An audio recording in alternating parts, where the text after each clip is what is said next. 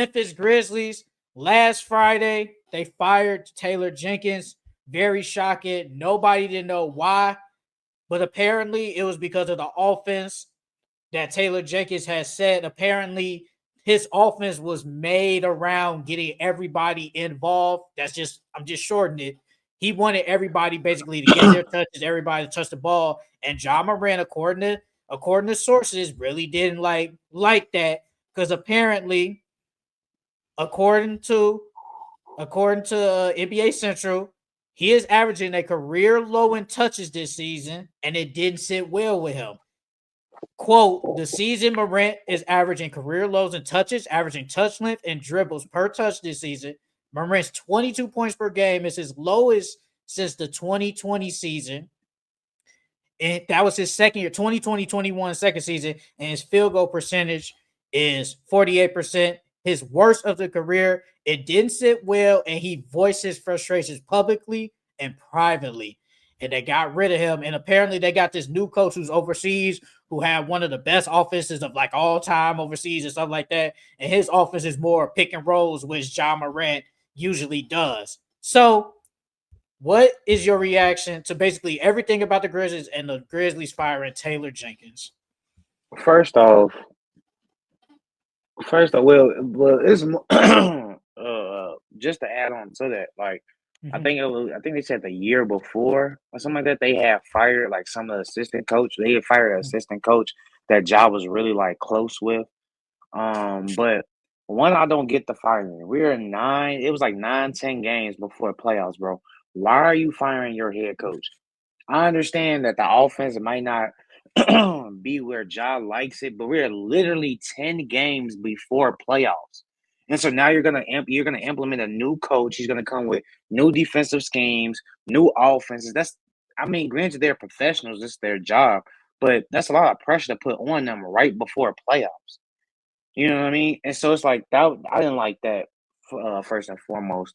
And then I wouldn't be surprised if Ja would leave now because I don't think Taylor Jenkins was the problem. You seen Desmond Bain came out and said it's on us. We're the ones that he's not the ones going out there taking shots, playing defense, and doing all those things. So Desmond Bain already voiced that it's the reason why we're losing wasn't Taylor Jenkins' fault. It's our fault. We the ones out there that's not executing.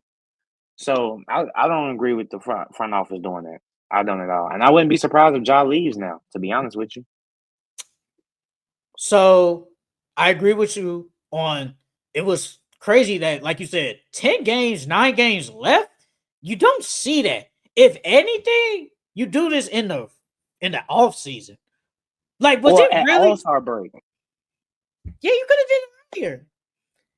You could have. How do I put this? Like, I felt like 9 games was just crazy. Like, how bad was it that you guys said we just can't take this no more? You got to go, brother. Like 9 games left, and another stat. Did you see that they've only beaten one team over 500 since February 3rd? I think. No, I did not. You know who that team was? Over 500.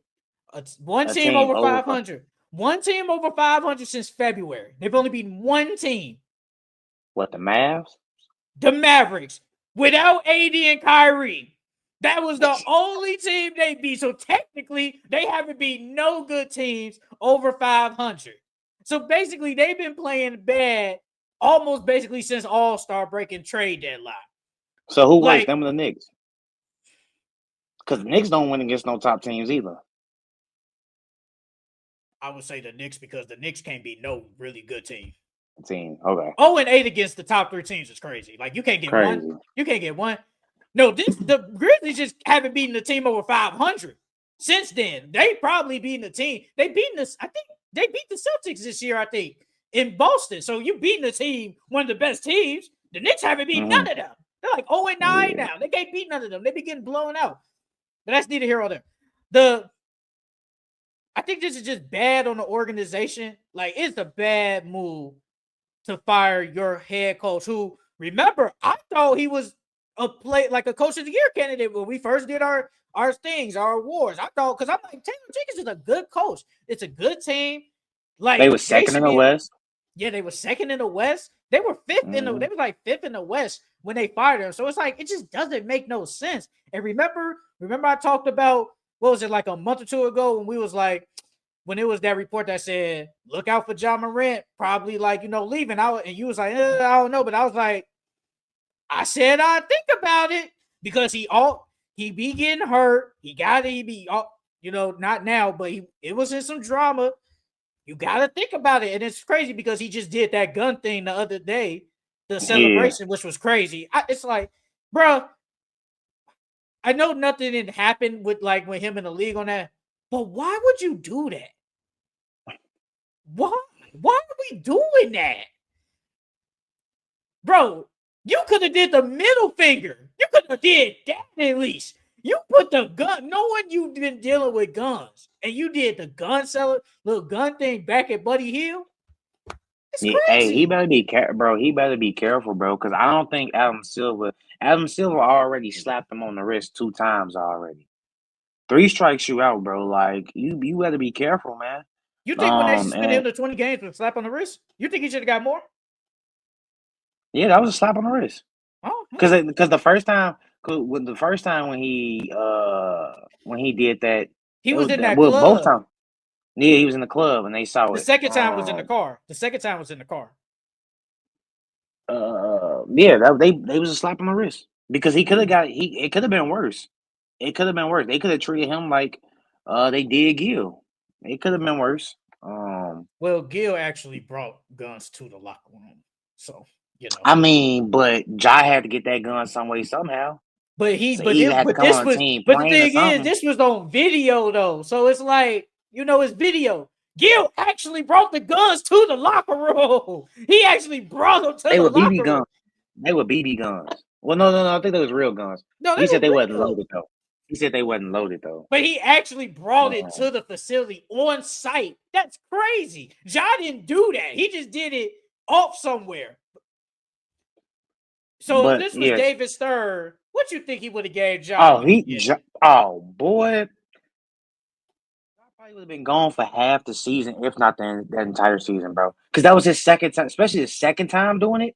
Oh yeah, bro. He wasn't gonna play no games, man. David Stern was not gonna play no. He was gonna make an example out of him for real. He probably would have got kicked out the second time, if we being honest.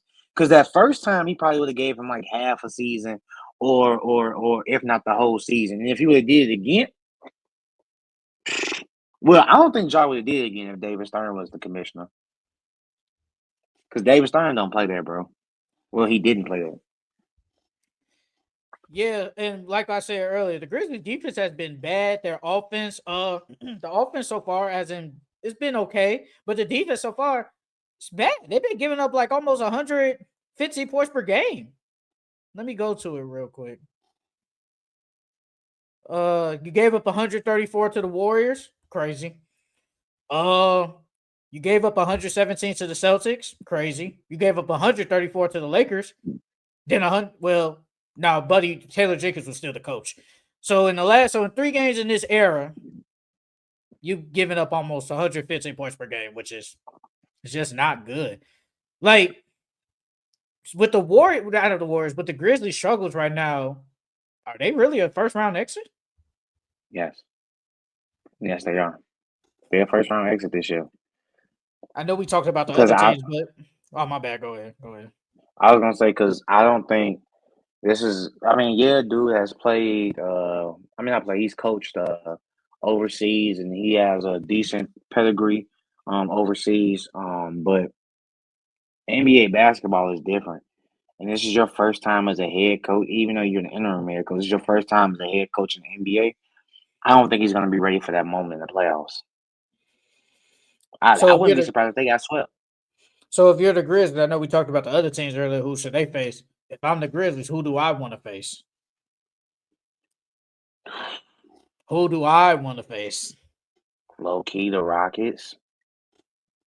I would want to face the Rockets because they're young. They haven't been there before. And I think Ja is just so great. He can probably uplift them in that series. But Other than that, I don't see them standing a chance against no other team. If they face OKC, they're getting swept. Yeah. They face the Lakers, they getting swept. They face the Nuggets, they getting swept. I feel bad for the Grizzlies because we had them, we had them as a good team. They're struggling right now. Ja, Ja has been hurt. And that's another thing with the Taylor Jenkins. Like, my best player has not been here. Like, you're faulting me for my best player in drama, not recently, but he's also been hurt. Like, he has also been hurt. So, like, what do you want me to do? Like, Jaren Jackson, Desmond Bain are really good players, but they can't uplift us. They can't be my number ones and number twos. That's why they're number twos and number threes. No offense to them. But we need Ja. You just reminded me too. Like maybe that's why he had a spread offense where he wants everyone to touch the ball because Ja's in and out the lineup all the time. So we got to give confidence to these other dudes. So we have to make sure all these other guys get touches because Ja, we don't know if he's gonna be in the lineup today, tomorrow, or when. So I mean, can you be mad if they've been running this offense the entire season? Y'all were number 2 at one point. Y'all were number 5 at one point. So obviously it's working. Y'all just had a bad stretch of basketball. And then that time when they was losing games, Ja wasn't even playing for real. And then Jaren Jackson been hurt. So like, nah, bro. It don't make that firing don't make no sense. But now that he's fired, who y'all gonna get to replace him? Because The y'all coach gotta they bring got in a now. coach. Nah, that's not gonna cut it, bro. You gotta bring in a coach with some pedigree. You gotta bring in a coach with that's gonna instill some discipline in them, bro. Like, mm-mm, they gotta bring in. So I'd probably say like a Sam Cassell or like a Mike Brown or a Mark Jackson or somebody like that. I think those would be great coaches for And a them. lot of people I saw, I think it was like yesterday. The Grizzlies, it starts from that team, their culture. Like, their culture is like, no offense, even when Dylan Brooks was there, they wasn't like kind of like a serious team. Like, I never consider them like serious, not like play style serious, but just the culture. Like, this ain't grit and Mm. grind. This is just, it's like I don't want to use unprofessional, but no, they don't take nothing serious. They Like, the Ja, YNs. They the YNs. I They the guess, YNs of I the guess, league, bro. yeah. The They the why is, YNs. I guess, Mm. like, and it But starts with Ja. I think Taylor Jenkins, like don't I still think it's grit and grind culture. I just think it's like the new age grit and grind culture. And I think Taylor Jenkins represented that really well. I think he gelled with the players really well. I think that he exuded that grit and grind culture really well. And the only coaches that I feel like that you can bring in and try to replicate that same type of culture is a Sam Cassell, Mark Jackson, or Mike Brown. Bro, that man Pat Beverly said Taylor Jenkins had to worry about Ja going to jail. He didn't know. Nah, legit though, he did. He did. He did. I'm like, brother. I'm like, bro, come on, G. Like, be serious. Let me see if I can find the quote. But real quick, I said this the other day. Taylor Jenkins, if Greg Popovich doesn't come back, he should want to go to the Spurs. I was just gonna ask you what team you think he should go to. I The got 4 Spurs. teams. What's the four The teams? Spurs. Mine's I got the Pelicans. Because Willie Green, I think Willie Green's either on his last or he got like one more year. So it's like they can fire him and then hire Taylor Jenkins. Because I feel like Taylor Jenkins it's either two things. Me personally, I think he wants to go to a playoff contending team. And the Mhm. Pelicans could be a playoff contending team. So that one, the Kings, he can go to the Kings with Zach, DeMar, and Sabonis. Um, and then if he doesn't want to go to a playoff team, the two rebuild teams, either the Bulls or the Wizards. I ain't trying to go to the Wizards. I mean, they better than the Bulls. Are they better than the Bulls, or are they better? Are they They got better set up pieces. better? Are they better? Are they Yeah, set up better? They set up better than the Bulls. I'd rather go to the Wizards than the Bulls. At least I got something to work with over there. Pat Beverly said, real quick, then we go back to the coach thing. Pat Bev said Taylor Jenkins was in a tough spot, not knowing whether John Moran would be going to jail or not. He has to deal with John Moran on and off the court, talking about a player who's waving around guns, possibly not knowing, maybe goes to jail. Yeah. He's not lying, though. Ja definitely could have went to jail throughout that whole thing. I think Taylor Jenkins, if I'm him, I go to the Spurs and Greg Popovich does. If he calls it a career after having the stroke and stuff like that, I think the Spurs, like, bro, look who you. First of all, you're basically getting a top 15. Some people say top 10 player in the NBA and Whitby. That's what some people saying. You get arguably almost a rookie of the year in Stephon Castle. You basically getting a star in De'Aaron Fox. You got some good young role players in Devin Vassell, Keldon Johnson, and Jeremy Sohan. Like, you're set up. And then, did you hear those rumors about how the Spurs, and we talked about it, the Spurs could get Kevin Durant? KD, yeah. I think Pop gonna come back though. But if Pop don't come back, if Pop does come back, what team would you want to see him go to? Because I don't think he needs to sit out. I think he needs to be hired next year. I wouldn't be shocked if he does sit out for a year, though. I wouldn't be shocked if it happens. But let me go look at the teams. You say the Pelicans, but I don't know, because Zion is a question mark. He's a question mark. I just don't know. If he sit out a year, the only other teams that he can go for will be the Blazers, I think. Who else? Who else was it? The Blazers, the Jazz. And then I think, that's it. The Blazers and the Jazz are the only other two teams that. If we're being honest, it's really not a lot of openings technically. For the Nets. No, I think they're giving Jordy Fernandez some time. Like, the team's trash. Okay. I think they're giving him some time. Like, the only other team, like, you could look at that might have openings, you could say, like you said, the Blazers, the Spurs, the Pelicans, maybe even the Kings. I saw something on Twitter when they said Philly have the best odds. I don't believe that. I think Nick Nurse gets at least one more year. At least gets one more year. And after that, and like you said, the Wizards, that's it. It's not really a lot. His best bet is either the Pelicans or the Kings. That's his best bet. If you want to at least try to compete for a championship or playoffs, Pelicans or the Kings. Man. Because I think Pop coming back. I think Pop is coming back. Especially if they trade to get KD. Oh my God, Pop's coming back for sure. But man, Pop is like, what is Pop? Almost 80? Bro, them strokes ain't nothing to play with, bro. No, they not. They definitely not. And then we don't even know what type of shape he in right now, because exactly with a stroke, nobody has seen him. Yeah, with a stroke, you might not be able to walk no more. You might not be able to talk as good as you used to. It's a lot of stuff that can go wrong when you have a stroke. John said it happened, like, his future was in question. And I think it is the question. Like, he really does it. Like, he only comes back because he loves the game. And, he probably does love the game, but he don't need to do nothing else. He got 5 rings, multiple Coach of the Years, I think. So he don't need to do nothing else. And if that opening is up, I'm the Spurs. I'm calling Taylor Jenkins immediately. Was he under the Greg Popovich tree?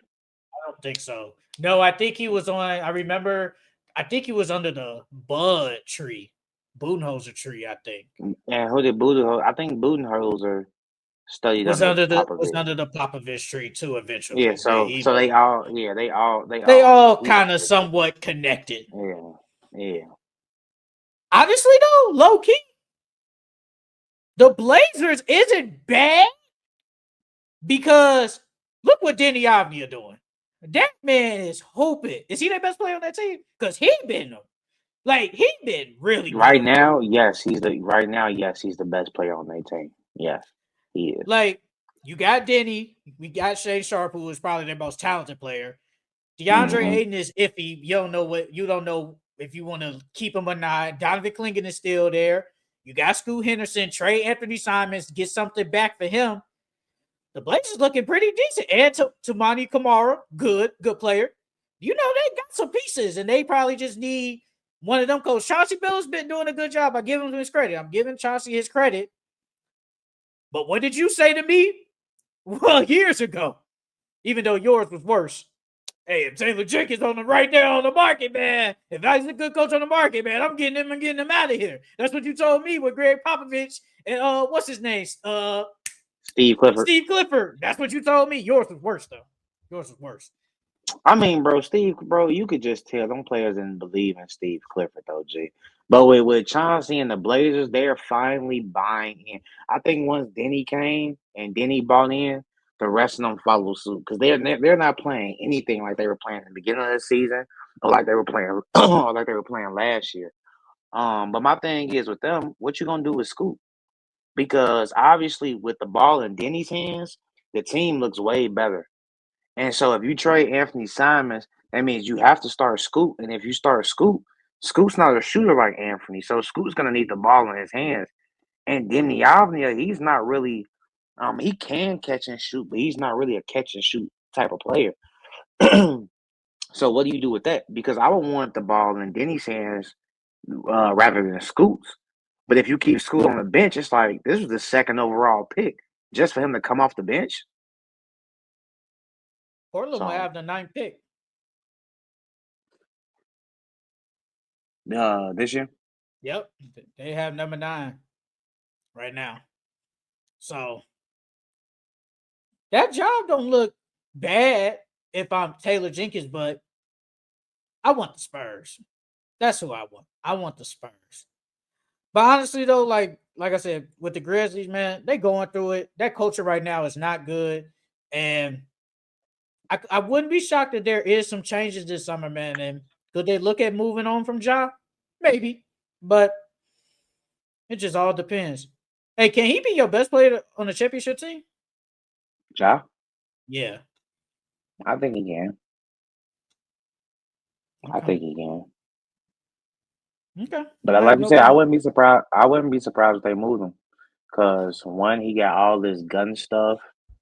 You know, getting in trouble with the league, so they might want to move him because of that. And then on top of that, they don't want to play. I low key think they think Ja's a diva, like a diva basketball player. So it's like, do I want to deal with this type of player when I can trade him and get something back for him, or I can see Ja leaving himself. So you think he could ask for a trade? Mm-hmm. I wouldn't be surprised. Okay.